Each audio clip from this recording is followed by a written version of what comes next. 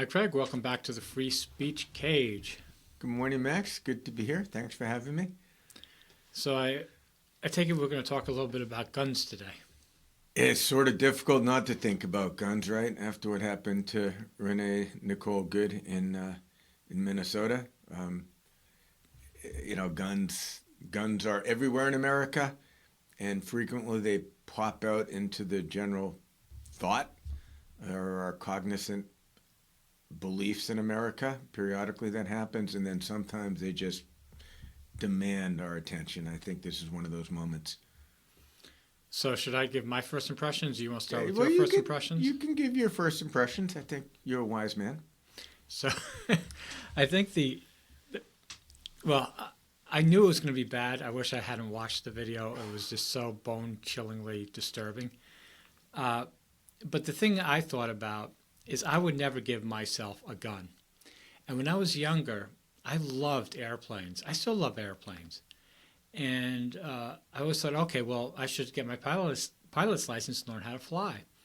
And I'm like, yeah, but I just get too distracted too easily. I just won't follow the checklist. I'll cut corners. It's just in my personality. There's no way I can do that.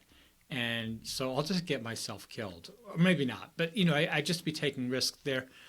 We're all like, some people are really good at that type of stuff and some people aren't. And I am not. And I feel that the goal of any sort of government agency, any sort of law enforcement, is to put people in their right positions, just like the military will try and do in a perfect world, right? So if I joined the police department, I would not put me in any situation with a gun because I know that I would not process it as well as somebody else would do. I think it's a special sort of talent. So giving guns to everyone, I just don't get. Just like I don't think everybody should have a pilot's license. So I'm just going to start there. So the correlation between planes and guns is an interesting one. It's really easy to get a gun. I've got a bunch. I inherited them. I bought them over the years. I don't have any airplanes. So, but if the point is things of power can do lots of things that aren't necessarily anticipated. So airplanes fly you from point A to point B until you fly them into the World Trade Center or you crash into the ground or something horrible happens. Guns provide a certain level of something, but guns do what guns do. They're just simply a tool, and it's whoever has that gun that makes a difference in what that particular gun does. And America is awash with guns. So as you know, I biked from Canada, the Canadian border up in Maine, down to Key West, Florida a few years ago over the course of a couple summers. And every day along the way, I'd stop and I'd ask perfect strangers, because of course they didn't know anyone, hey, do you mind if I ask you a couple of questions? And, most of the time they'd say no. One time a lady called the police on me down in Georgia. And they wouldn't know what these questions were. And so my first question would be something like, what makes you feel safe? That was it. That's actually the question I asked. And so many people said something like the 357 I carry on my hip every day, or the pistol I keep by my nightstand, or the folding carbine I keep in the back of my truck. So many people did that. A small sample size, but nonetheless. So America is not only awash with guns, but we have people who, almost unprompted, when they are asked a completely unexpected question about safety, their first response is to say, my gun. And when you have guns, like Chekhov, whoever the hell said it, the gun in the first act is shot in the fourth act. And that's what we see in law enforcement. I can't even call ICE law enforcement, by the way. They are our Gestapo or our SS. They've got next to nothing to do with law enforcement. So we need to be honest about where guns fit in this national psyche and separate the gun safety discussion from the ICE discussion, because Americans love their guns. It's been a losing argument for Democrats for forever, sadly. Yeah, I think, what, yeah, I think it's more than just, there's that part of not paying attention. But it's the part you just brought up in the kitchen where we're all very emotional. And so I know I wouldn't be able to keep so people who work in law enforcement who are trained and work very hard to not get triggered by anything emotional. So I think, when you look at any of these cop videos, like, it's amazing how good the ones are that are in a situation where if you were in their shoes, you'd be shooting the person or hitting them with the bat. But they are so calm because they approach that situation. They understand how they can get triggered, and they have a very disciplined approach to keep it the way it is. But with that woman, she's pulling out, she's waving cars by. This pickup truck comes up. She doesn't know it's ice in it. And they jump out and they start trying to get into a car immediately. So, from her point of view, it's like, what's going on? Like, it wasn't like these guys were on the scene and looking at the whole thing. Like, where did they come from? Did somebody say get there? Now, obviously, this guy was like hit by a car, dragged by a car the day before. So he was mentally not ready. So whoever's running ICE should have recognized and said, listen, you're going to take a few days off here or something, right? I disagree. Whoever is running ICE, and I think we can put that up at the top with Miller and Trump and Vance, they want this to happen. This is the point of their ICE, right? The point isn't restraint. The point is not to kill people, whether it's, a white woman may have been too far even for their base, but the point for them was never to be gentle, kind, and firm. It was to intimidate and be violent, and that's what we saw yesterday. Yeah, I don't disagree with you. I agree that it's all about intimidation, and we'll just have to see. I'm very disappointed. This isn't intimidation that should be met with protests. We need something much bigger than protests here. So when people start talking about something much bigger than protests, a friend of mine reached out to me today to ask about guns. This is a guy that doesn't have any guns. He says, Craig, you're a Marine, you know about guns. I'm thinking of getting one. What should I do? I've had other people ask me this question before. And the first answer is guns overwhelmingly get the person that owns them or someone they love hurt in some way. You shoot someone by mistake, the gun goes off by mistake. You're not fast enough to get to your gun when someone's pointed a gun at you. There's all sorts of... Yeah, that's what I was just saying in the first part. Like, I know I couldn't handle one. There are all sorts of reasons guns statistically are more dangerous to their owner. Now, every owner will tell you, no, I'm perfectly safe. And they're not. But they think they are because we've got this whole idea that, we're special people. And so then people start, what kind of gun do I get? And you see these ICE agents, I call them Gestapo now because that's really what they are. They've got pistols.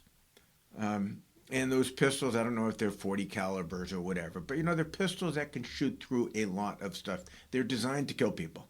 They were designed to kill people under all sorts of circumstances, right? And they're very easy to use.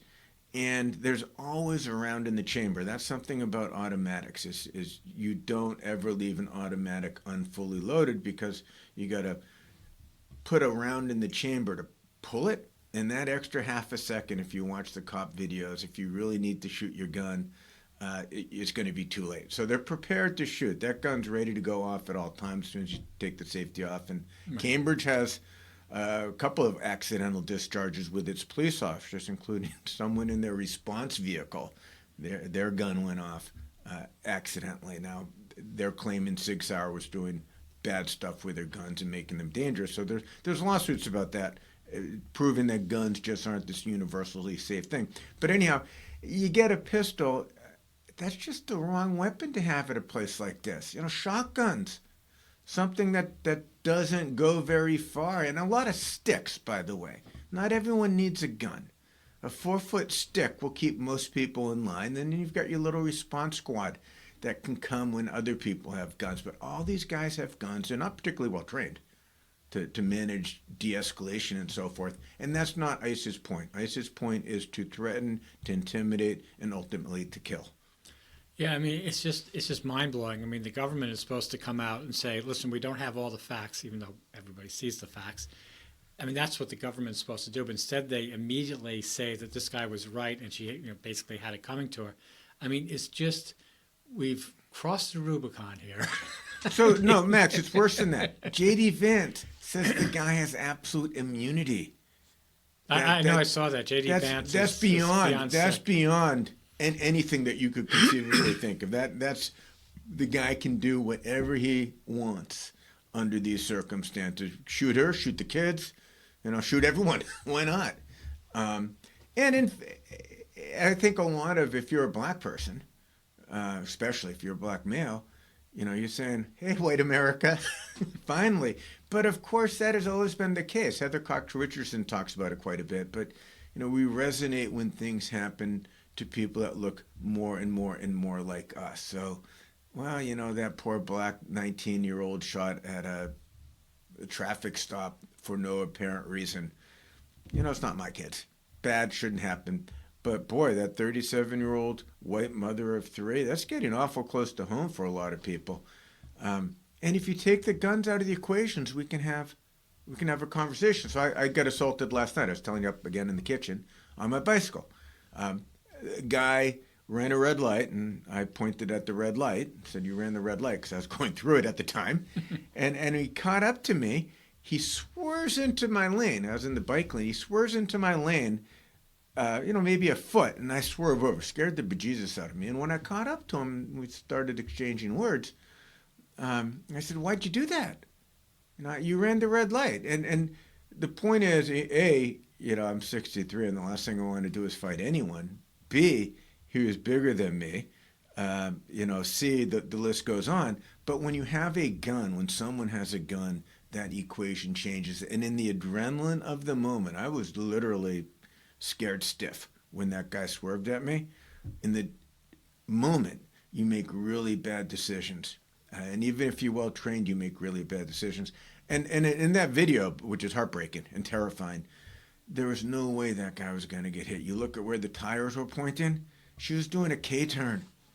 I've had so many much more close, scary calls, including last night, than what that agent had. He was just out to kill someone. He was out to assassinate someone. He was. Like I said, it's obvious. He runs out of that truck ready to kill. And it's it's beyond heartbreaking. But you're just saying what I'm saying. You're reiterating sort of what I'm saying. Also, is that it's the ability to deal with a gun. That's a huge responsibility, to have a gun, to be in the government to give you a gun, and to have it. And most people, I just believe, are not really qualified for whatever reason, and they shouldn't have a gun. There's a reason why doctors have to go to medical school, or dentists, right? Seriously, I mean, you have to go to certain training, because things that you would normally do, you have to be trained out of it. That's the whole idea. You're trained out of it, right? So, I mean, if I went to flight school, obviously, they would try and train me out of not paying attention, right? But I'm just thinking, I don't think that training, will take as much as it should take. But it's the same instance with that guy. So you're right. I mean, they should just have tasers or something. There's no reason for ICE to have guns. No reason whatsoever. Like, that woman wasn't going anywhere. They knew her license plate. Yeah, who cares if she went somewhere? So what? They'll pick her up at daycare, for God's sakes, if they need to. Just, but back to the gun thing. The pistol's what this guy had, right? But if you look at some of the other weapons these people have, and you look at their budget, this isn't a police force, Max. This is truly like the SS. This is a private army of thugs. And it's very well equipped. They're spending more money on them than on the Marine Corps, for God's sakes, is what I've read. They are horrible, horrible people in terms of belief in American ideals. The people they're pulling in now, historically, I don't know that ICE has been that way, but the people who are doing this stuff are getting into this groupthink of a cult of the Nazi stormtroopers, of the brown shirts. And of course, you've said before that this is all coming out of textbook Nazi Germany, the invasion of other countries, the economy, tariffs, all this stuff we've seen before. And what you're saying, I hear, is fine, we're going to have protests, but even big protests aren't enough. And I mean, I don't know what happens after a big protest isn't enough. I mean, are you saying that, well, maybe guns are the answer? No, I'm saying that you need to bring down the economy. That's the only thing. The world runs on money, and America more than any other place. And that is something that truly strikes fear into these people, into these donors. If everybody just stopped spending money, um, didn't go to work, if the economy was really brought down, that's where people like this, when politicians realize that, oh my God, the money is being pulled, that's when everybody has that come to Jesus moment, unfortunately. That's just my feeling. Well, that's what happened pre-war Germany in the 20s, Max. There was no economy. People make really bad decisions when they're scared. In my case, I was scared because the guy swerved his car intentionally at me to try and scare me, and he was successful. Uh, but if you're scared of being hungry, if you're scared of not having fuel to heat your house, if you're scared of not having a home to shelter your children, you start making bad decisions in those cases too. So, shutting the economy, we can't even boycott Amazon, Max, right? People are getting Amazon. Well, as you know, I don't boycott Amazon. But people, I got a Christmas present. It was from Home Depot. So my wife and I were talking. We don't really consume all that much, but it's difficult to figure out what we could give up that fits the sort of MAGA donor base, because we don't consume any of that we knowingly. But people don't give this stuff up. So if something popped up, said you can't go to that store anymore, I don't know that, I'd give it up. But until we're willing to do that, until we're willing to boycott Amazon or Disney Prime or the streaming, truly move away from them, not just cancel for a month because Jimmy Kimmel's off the air or whatever, but really rearrange our economic priorities, I think you're not seeing that economic movement that you're talking about. Yeah, I mean, I don't, I don't have the answer, and it's Well, we've agreed the answer's arguably not guns. well, yeah. I mean, I said from the beginning, just if you look at guns, even just the very, very basics, most people should not have guns. Period. But if the other side, Kyle Rittenhouse has guns, he kills people. He says he's going to come back. He's going to cross the border into Minnesota. If Kyle Rittenhouse has a gun, maybe I want a gun. Yeah, I mean, I'm not going to get a gun for the reasons that you said. I mean, yeah. But that's the tough equation, right? The guns are an equivalent of bullying. So if the other side all has guns, and I'm like, well, I'm not going to get a gun because I think they're bad, and they are for a variety of reasons. But I'm also not going to go someplace where the other side all has guns, and clearly some of them are willing to use them. Then I stay home. I mean, finding ways to push back on a fascist regime is challenging. Yeah, I mean, I think it's, in a weird way. I mean, I think the stuff we both have very certain conservative ideas, but there are also other. I think what might happen here is that there are a lot of Americans out there that have guns too, and don't trust the government, and are not surprised by any what's going on, but they're not going to go out and kill ICE agents in retribution, which they shouldn't, obviously. But I feel that the government is eventually going to go after them or do something that they don't like, and then they're going to get a kinetic response. They're going to get a response that they don't like. So, and it's not that I want them to do that, but that's always why I've been not totally anti-guns. I'm definitely anti-guns. I mean, I definitely don't want guns, but I'm not anti the desire to have a gun to protect your constitutional rights. I don't think those people are totally off the rails, which I think today shows. Not that I think that them having a gun would prevent any of this, but I get how they're thinking, and what's going on is proving them correct. Well, correct in that little mindset, but the idea we talked earlier, these guns, once you pull the trigger, the bullet does whatever it does. Sometimes you don't even have to pull the trigger; it's accidental discharge.